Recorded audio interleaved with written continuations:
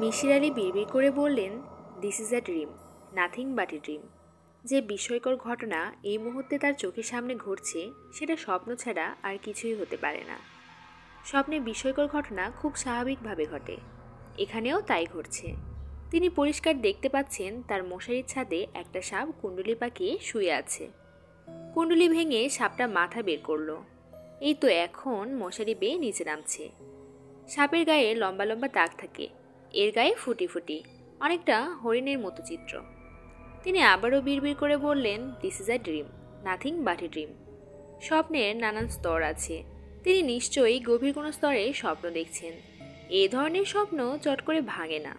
মানুষের মস্তিষ্ক স্বপ্নটা পুরোপুরি দেখানোর ব্যবস্থা করে। তার বেলাতেও এই ব্যাপারটি হচ্ছে। স্বপ্নটা প্রথম থেকে শেষ পর্যন্ত তাকে দেখতে হবে, তার মস্তিষ্ক দেখাবে, তিনি না চাইলেও দেখাবে।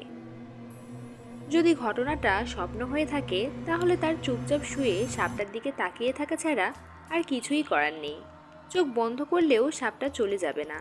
তার চোখ বন্ধ না করার সঙ্গে স্বপ্নের কোনো সম্পর্ক নেই। আর যদি স্বপ্ন না হয়ে থাকে তাহলে অনেক কিছুই করার আছে। শুয়ে না থেকে তার উঠে বসা দরকার, হাততালি দেওয়া দরকার। সাপ শব্দ পছন্দ করে না, যে কোনো ধরনের কম্পন তার কাছে বিরক্তিকর। খাটটা দোলানো যেতে পারে, বালিশের নিচে সিগারেট আছে, সিগারেট ধরানো যেতে পারে। সিগারেটের ধোঁয়াও নিশ্চয়ই সাপটা পছন্দ করবে না। মিসির আলি উঠে বসার সিদ্ধান্ত নিলেন, কিন্তু অনেক চেষ্টা করেও বসতে পারলেন না। এর দুটা কারণ হতে পারে। স্বপ্নে নিজের ইচ্ছায় কিছু করা যায় না। তিনি উঠে বসার চেষ্টা করছেন কিন্তু পারছেন না, কাজেই এটা স্বপ্ন। আর স্বপ্ন না হয়ে ঘটনাটা যদি সত্যি হয় তাহলে তিনি উঠে বসতে পারছেন না, কারণ তিনি প্রচণ্ড ভয় পেয়েছেন। তার স্নায়ুতে স্থবিরতা চলে এসেছে। মস্তিষ্ক উঠে বসার সিগন্যালটা ঠিকমতো দিতে পারছে না। যেসব রাসায়নিক বস্তু নিউরনের বিদ্যুৎ প্রবাহ নিয়ন্ত্রণ করে তাদের ভেতরের ভারসাম্য নষ্ট হয়ে গেছে। তিনি বালিশের নিচে হাত দিয়ে সিগারেট নিলেন, সিগারেট ধরালেন। তামাকের গন্ধ পাওয়া গেল। তাহলে কি এটা স্বপ্ন না? সত্যি স্বপ্ন হলো সিনেমায় পর্দায় ছবি দেখার মতো। ছবি দেখা যাবে, শব্দ শোনা যাবে, তবে কোনো গন্ধ পাওয়া যাবে না। স্বপ্ন গন্ধ এবং বর্ণহীন। তিনি গন্ধ পাচ্ছেন এবং রঙও দেখছেন। সাপের গায়ের হলুদ ফুটি স্পষ্ট দেখেছেন। এই তো এখন তার হাতে ব্যানসন অ্যান্ড হেজেসের সোনালি প্যাকেট, গাঢ় লাল রঙের উপর লেখা স্পেশাল ফিল্টার।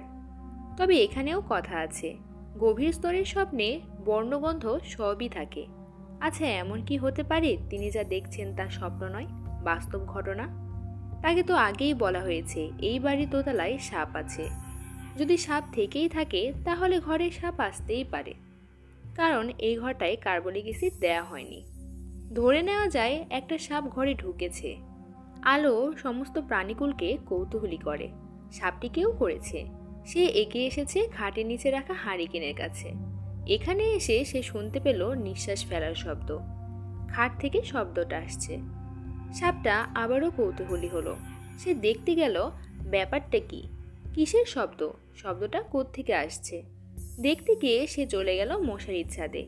তার কৌতূহল মিটেছে বলে সে এখন চলে যাচ্ছে, কিংবা তার কৌতূহল মেটেনি। সে চলে যাচ্ছে কারণ সে বুঝতে পারছে কৌতূহল মেটার কোনো সম্ভাবনা নেই। মিসির আলি বিছানায় উঠে বসলেন, বালিশের কাছে হাত বাড়ালেন। টর্চ লাইটটা আছে, তিনি টর্চের আলো ফেললেন। সাপটা দেখা যাচ্ছে না, খাট বেয়ে নিশ্চয়ই নেমে গেছে। তিনি কয়েকবার কাশলেন, টর্চ লাইটে টোকা দিলেন, বসে বসে খাট নাড়ালেন। তিনি এখন বিছানা থেকে নামবেন। তাকে একটা কাজ করতে হবে, ছোটখাটো একটা পরীক্ষা। তাকে যেতে হবে বড় টেবিলের কাছে। টেবিলের উপর ডায়েরি আছে, ডায়েরির পাতায় কিছু একটা লিখে নাম সই করতে হবে। এই মুহূর্তে যা ঘটছে তা স্বপ্ন নাকি সত্যি তা প্রমাণ হবে ডায়েরির লেখা থেকে। সকালে ঘুম ভেঙে যদি দেখেন ডায়েরিতে কিছু লেখা নেই, তাহলে বুঝতে হবে পুরো ব্যাপারটা স্বপ্ন। আর যদি দেখেন লেখা আছে, তাহলে বুঝতে হবে যা দেখছেন তা সবই সত্যি। মিসির আলি খুব সাবধানে বিছানা থেকে নামলেন। সাপটাকে প্রথমবার দেখে যে ভয় পেয়েছিলেন সেই ভয়টা এখন আর লাগছে না, তবে গা ছমছম করছে। মেঝেতে কোথাও সাপটিকে দেখা গেল না। মিসির আলি টেবিলের কাছে গেলেন, ডায়েরিতে লিখলেন, আজ 7 তারিখ, আমি আমার মশারির উপর একটা সাপ দেখেছি। লিখে নাম সই করলেন। ডায়েরি উল্টে এমনভাবে টেবিলে রাখলেন যেন সকালে ঘুম ভাঙতেই চোখে পড়ে ডায়েরিটা উল্টানো। কিছুক্ষণ বারান্দায় দাঁড়াবেন। ঘরের ভিতর দম বন্ধ লাগছে। তিনি দরজায় ছিটকানি না দিয়েই শুয়েছিলেন। পুরনো আমলের বাড়ি, ছিটকিনি জং ধরে আটকে গিয়েছিল। যেহেতু ছিটকিনি লাগানো নেই, আংটা ধরে টানলেই দরজা খুলে যাবার কথা, কিন্তু আশ্চর্য, দরজা খুলতে পারলেন না। প্রাণপণে টেনেও দরজা নাড়ানো গেল না। মনে হচ্ছে দরজা বাইরে থেকে বন্ধ।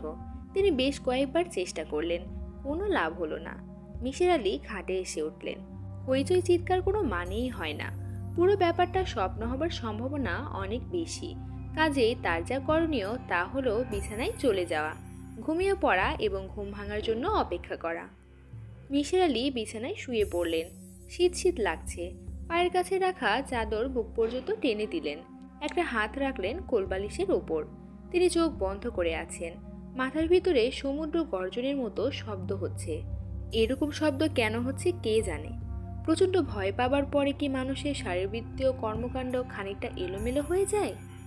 তার ঘুম ভাঙল অনেক বেলায়। ঘর ভর্তি আলো। পাখপাখালি চারিদিকে কিচকিচ করছে।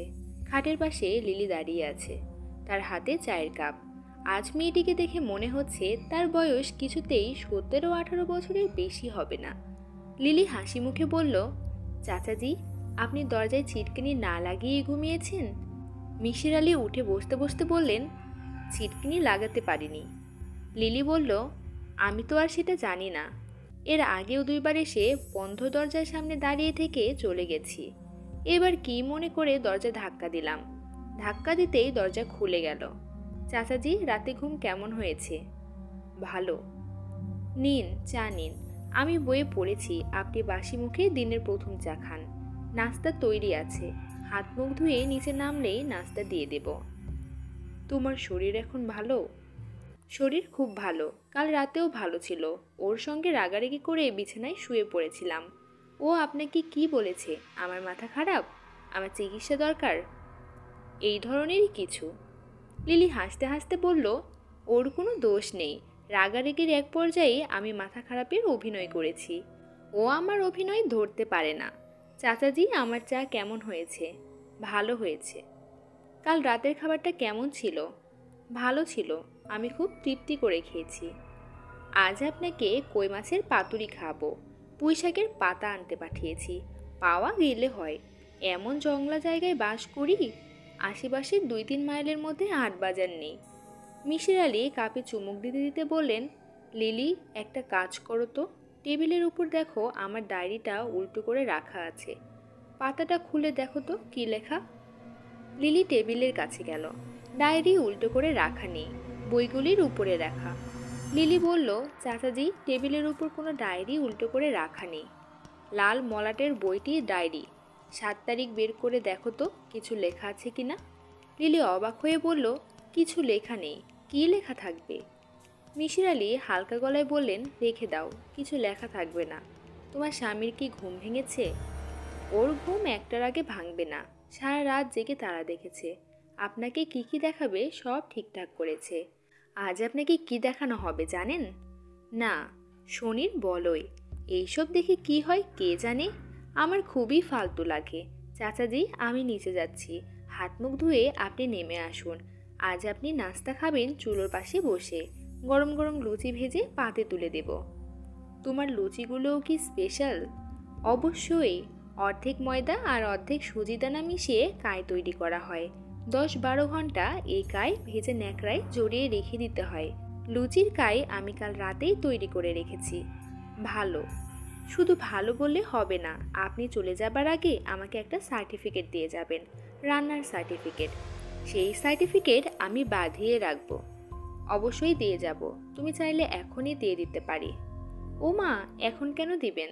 আমি তো এখন আপনার জন্য রান্নাই করিনি। চাচাজি, যাই। লিলি চলে যাবার পরে মিসির আলি টেবিলের কাছে গেলেন। ডায়েরি হাতে নিলেন। সেখানে স্বপ্নের কথা লেখা নেই। তাহলে ব্যাপারটা কি দাঁড়ালো? গত রাতে যা দেখেছেন সবই স্বপ্ন? গাঢ় স্বপ্ন? মিসির আলি হাত মুখ ধুয়েই নিচে নামলেন। লুচি বেগুন ভাজা খেলেন, চা খেলেন। লিলি বলল, চাচাজি, আপনি ঘুরে ফিরে বাড়ি দেখুন, বাগান দেখুন। লাইব্রেরি ঘর খুলে রেখেছি, লাইব্রেরির বইপত্র দেখতে পারেন। তোমার কুকুরগুলো কি বাঁধা আছে? হ্যাঁ, কুকুর বাঁধা। বরকতকে পুঁই পাতার খোঁজে পাঠিয়েছি। বড় বড় পুঁই পাতা ছাড়া পাতুরি হয় না। বরকত এলেই কুকুরগুলির সঙ্গে আপনার পরিচয় করিয়ে দেব, তখন আপনার কুকুরভীতি থাকবে না। নীল ফুল ফোটে ওই গাছটা কোথায়? পেছনের বাগানে। বিশাল গাছ, আপনি দেখলেই চিনতে পারবেন। গাছের গুঁড়িটা বাঁধানো। পেছনের বাগানে একটা ভাঙা মন্দির আছে, মন্দিরে ঢুকবেন না, সাপের আড্ডা। কি মন্দির? কালী মন্দির, হিন্দু বাড়ি ছিল। বাড়ির মালিক অশ্বিনী রায় শাক্ত মতের মানুষ ছিলেন। স্বপ্নে দেখে তিনি কালী প্রতিষ্ঠা করেন। খুবই ইন্টারেস্টিং গল্প। আমি ভাষা ভাষা জানি, সুলতানকে জিজ্ঞেস করলেই আপনাকে বলবে। আচ্ছা, তাকে জিজ্ঞেস করব। লিলি বলল, আমি ওই দিনের মতো এক্সপ্রেসো কফি বানিয়ে আপনার জন্য নিয়ে আসছি। ঠিক আছে চাচাজি? ঠিক আছে। মিসির আলি বাড়ি দেখতে বের হলেন। রাতে বাড়িটা যত প্রকাণ্ড মনে হয়েছিল, দিনের আলোয় মনে হচ্ছে তার চেয়েও প্রকাণ্ড। তবে প্রকাণ্ড হলেও ধ্বংসস্তূপ। বাড়িটা যেন অপেক্ষা করছে কখন হুমড়ি খেয়ে পড়বে। বাড়িটার দিকে বেশিক্ষণ তাকিয়ে থাকা যায় না, ভয় ভয় করে। মনে হয় বাড়িটাও কৌতূহলী চোখে তাকে দেখছে, চিন্তা ভাবনা করছে। চিন্তা ভাবনা শেষ হলেই বাড়ি গম্ভীর গলায় ডাকবে, এই যে ভদ্রলোক, আপনার সঙ্গে কিছু কথা আছে, দয়া করে শুনে যান। মিসির আলি বাড়ির পেছনে চলে গেলেন। তিনি বৃক্ষপ্রেমিক না, গাছপালা নিয়ে তার বাড়াবাড়ি কৌতূহল নেই, কিন্তু নীলমরিচ ফুল গাছটা দেখতে ইচ্ছে হচ্ছে। বাড়ির পেছনের জায়গাটা আশ্চর্য রকমভাবে পরিষ্কার। ঝোপঝাড় নেই, বড় বড় ঘাস নেই, গাছের নিচে শুকনো পাতা পড়ে নেই। মনে হচ্ছে এই কিছুক্ষণ আগে ঝাড়ু দেওয়া হয়েছে। নীলমরিচ ফুল গাছটা দূর থেকে দেখা যাচ্ছে। এমন কিছু বিস্ময়কর গাছ বলে মনে হচ্ছে না। তবে মরিচ ফুল গাছের পাশেই চেরি গাছ ফুলে ফুলে ছেয়ে আছে। পাতাশূন্য গাছ সাদা ফুলে ঢেকে আছে। মিসির আলি বিস্মিত গলায় বললেন, বাহ, সুন্দর তো। চেরি গাছের পাতা শীতকালে ঝরে যায়। এখন শীত না, তারপরেও গাছে একটা পাতা নেই কেন? জন্মভূমি ছেড়ে অন্য দেশে এসে গাছের জিনে কি কোনো পরিবর্তন হয়েছে? নাকি এটা চেরি গাছ না, অন্য কোনো গাছ? তিনি নাম জানেন না। ভাঙা মন্দিরটা দেখা যাচ্ছে। মন্দিরের অংশটা ঝোপঝাড়ে ঢাকা। বড় বড় কয়েকটা আম গাছ জায়গাটা অন্ধকার করে রেখেছে। কুয়ের ঢিবির মতো কিছু উঁচু মাটি দেখা গেল। মন্দিরের ঠিক সামনে সারি করে লাগানো জবা গাছ। জবা গাছ এত বড় হতে মিসির আলি দেখেননি। গাছগুলো আম কাঁঠালের গাছের মতোই প্রকাণ্ড। একটা গাছেই শুধু ফুল ফুটেছে, কালচে লাল রঙের ফুল, দেখতে ভালো লাগে না। জবা ফুল ছাড়া কালী পুজো হয় না। পুজোর ফুলের জন্যই কি এই গাছগুলো লাগানো? এত প্রাচীন গাছ। মিসির আলি মন্দিরের দিকে এগিয়ে গেলেন। মন্দিরের গায়ে শ্বেতপাথরের ফলকে কী সব লেখা। পড়তে ইচ্ছে করছে। বাবু অশ্বিনী কুমার রায়, কর্তৃক অদ্য শনিবার বঙ্গাব্দ 1208 গৌর কালীমূর্তি অধিষ্ঠিত হইল। মিসির আলি নাম ফলকের দিকে তাকিয়ে আছেন। গৌর কালীমূর্তি ব্যাপারটা বোঝা যাচ্ছে না। কালী কৃষ্ণ বর্ণ, গৌর বর্ণ না। চাচাজি, আপনার কফি। আপনাকে বলা হয়েছে মন্দিরের কাছে না আসতে, আর আপনি সোজাসুজি মন্দিরে চলে এসেছেন। আপনি দেখি একেবারে বাচ্চাদের মতো, যেটা করতে না করা হয় সেটাই করেন। মিসির আলি কফির মগ হাতে নিতে নিতে বললেন, গৌর কালী ব্যাপারটা কি? গৌর কালী হলো যে কালীর গায়ের রং গৌর, ধবধবে সাদা। বাবু অশ্বিনী রায় স্বপ্নে দেখেছিলেন মা কালী তাকে বলেছেন, তুই আমাকে প্রতিষ্ঠা কর, তবে গায়ের রং কালো করিস না বাবা, গৌরবর্ণ করবি। অশ্বিনী কুমার রায় বললেন, ঠিক আছে মা, করব। দেবী তখন বললেন, আমি তোর এখানে থাকবো নগ্ন অবস্থায়, আমার গায়ে যেন কোনো কাপড় না থাকে। অশ্বিনী কুমার রায় বললেন, সেটা কি ঠিক হবে মা? কত ভক্তরা তোমাকে দেখতে আসবে। দেবী বললেন, কেউ আমাকে দেখতে আসবে না, তোকে যা করতে বললাম তুই কর। মিসির আলি বললেন, অশ্বিনী কুমার নগ্ন গৌরবর্ণের কালী প্রতিষ্ঠা করলেন? লিলি বলল, হ্যাঁ। মন্দিরে কি মূর্তি আছে? না, অশ্বিনী কুমার রায় নিজেই মূর্তিটি মেঘনায় ফেলে দিয়েছিলেন। কেন? গল্পটা আমি পুরোপুরি জানি না, ভাষা ভাষা জানি। দূরবীনওয়ালা অর্থাৎ সুলতান সাহেব ভালো মতো ও আপনাকে গুছিয়ে বলবে। আগে থেকে অগোছলোভাবে শুনি। অগোছলো গল্প শুনতেই আমার বেশি ভালো লাগে। ঘটনা হলো এরকম, যেদিন দেবী প্রতিষ্ঠিত হলো সেই রাতেই অশ্বিনীবাবুকে দেবী স্বপ্নে দেখা দিয়ে বললেন, এই বোকা ছেলে, নরবলি ছাড়া শক্তির প্রতিষ্ঠা হয়? তুই এক কাজ কর, আগামী অমাবস্যায় নরবলি দে। অশ্বিনীবাবু বললেন, এইটা পারবো না মা, আমি মহাপাতক হব। দেবী বললেন, পাপ পুণ্যের তুই কি বুঝিস? তোকে যা করতে বললাম কর, নয়তো মহা বিপদে পড়বি। অশ্বিনীবাবু স্বপ্নের মধ্যেই কাঁদতে কাঁদতে বললেন, এই কাজটা পারবো না মা, নরবলি ছাড়া তুমি যা করতে বলবে তাই করব। দেবী তখন বললেন, তুই যখন পারবি না তখন আমার ব্যবস্থা আমিই করব, তখন তোর দুঃখের সীমা থাকবে না। অশ্বিনীবাবুর ঘুম ভেঙে গেল। দুশ্চিন্তায় তিনি অস্থির হয়ে গেলেন, খুবই কান্নাকাটি শুরু করলেন। আগামী অমাবস্যায় না জানি কি হয়। কিছু হয়েছিল? হ্যাঁ, হয়েছিল। অশ্বিনীবাবুর বড় মেয়েকে মন্দিরের ভিতরে পাওয়া গেল। বড় মেয়ের নাম শ্বেতা, বয়স 18-19, বিয়ের কথা চলছিল। সকালে মন্দিরে ঢুকে অশ্বিনীবাবু দেখেন মেয়ের মাথা একদিকে, ধর আরেক দিকে, দেবীর খাড়ায় চাপ চাপ রক্ত। কি সর্বনাশ! অশ্বিনীবাবুর মাথা খারাপের মতো হয়ে গেল। তিনি সে রাতেই দেবীমূর্তি মেঘনা নদীর মাঝখানে ফেলে দিয়ে এলেন। ওনার কি একটা মেয়েই ছিল? ওনার 4 মেয়ে ছিল। 2 মাসের মাথায় দ্বিতীয় মেয়েটিরও একই অবস্থা হলো। মন্দিরের ভিতর তাকে পাওয়া গেল মাথা একদিকে, ধর আরেক দিকে। অশ্বিনীবাবু বাড়িঘর বিক্রি করে বাকি 2 মেয়ে আর স্ত্রীকে নিয়ে প্রথমে গেলেন ডিব্রুগড়ে, সেখানে থেকে শিলিগুড়িতে। শিলিগুড়িতে তার তৃতীয় মেয়েটিরও একই অবস্থা হলো। তখন তার স্ত্রী সীতা দেবী মামলা করলেন স্বামীর বিরুদ্ধে। সীতা দেবী বললেন, হত্যার ঘটনাগুলি তার স্বামী ঘটাচ্ছেন, দোষ দিচ্ছেন মা কালীর। ছোট মেয়েটাও বাবার বিরুদ্ধে সাক্ষ্য দিল। মামলার রায় কি হয়েছিল? ওনার ফাঁসি হয়েছিল। তুমি এত সব জানলে কি করে? এই মামলা নিয়ে অনেক লেখালেখি হয়েছে, আমাদের দূরবীনওয়ালা সেই সব লেখা সবই জোগাড় করেছিল। আপনি চাইলে আপনাকে খুঁজে বের করে দিবে। আপনি কি চান? না, চাই না। লিলি বলল, আমাকে দেখে কি বুঝতে পারছেন যে আমার মনটা খুব খারাপ?